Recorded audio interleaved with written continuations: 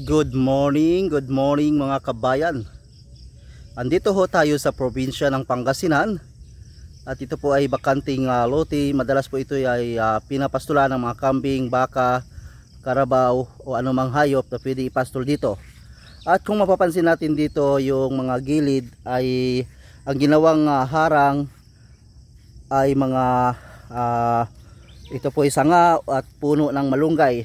At ngayon nagdadahon na, nabubuhay at mapakinabangan sila balang araw.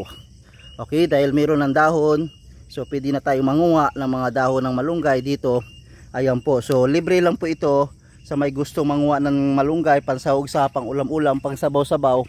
Ayan po, dahil dito po yan sa may bakanting lupa na wala pang tanim. Okay, at ito ay tapos na na-isprayan ng pangpatay ng damo, inisprayan na ng pangpatay ng damo. So bawal na po ito pastulan. Okay? Dahil ang mga makakain nito na hayop ay pwedeng magdudumi o magtatai gaya ng mga kambing, mahina ang resistensya nila. Okay, so ayan, may palatandaan ganyan na nakatusok na plastic na katayo. Yan po ay ibig sabihin bawal na pastulan, bawal na pumasok dito yung may mga alaga. Hindi pwedeng magpastol. At dito sa kabila, marami pong mga mais. Yan po. Yan po, simpleng buhay, masaya at tahimik sa probinsya. Isa po ito sa napaka relaxing na place o lugar sa probinsya ay mga ganito. May mga mais, may mga palay. Ayan po. So maraming mais. Buti ngayon naka-recover yung mga ibang mais ngayon dito dahil na tag-ulan na. At dito ay may bahay kubo at napakasimpleng kubo. Okay, so talagang presko, naka-relax dito. Ayan mga kabayan. At mayroong panggatong, panggatong sa pagluto-luto, makatipid sa gas na napakamahal na ang gas ngayon. Ayan po, talaga naman. So ang ganda ng mga mais. Pinutulan na yung iba sa ibabaw, wala nang ibabaw dahil pinapakain po ito sa baka. Ayan, so yan po mga kabayan ang buhay sa probinsya. At dito sa baba maraming talong. Yan may bunga na yung talong. Yan malalaki ang talong. Yan, so maraming talong na nakatanim dito. Napakasarap talaga mamuhay sa probinsya kapag mayroon kang lupa na pwedeng mapagtaniman. Ito kamatis. Yan, kamatis siya, may bulaklak na.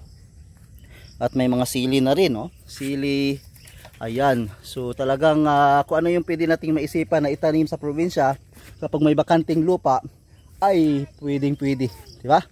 So talaga namang at maraming mga kawayan dito.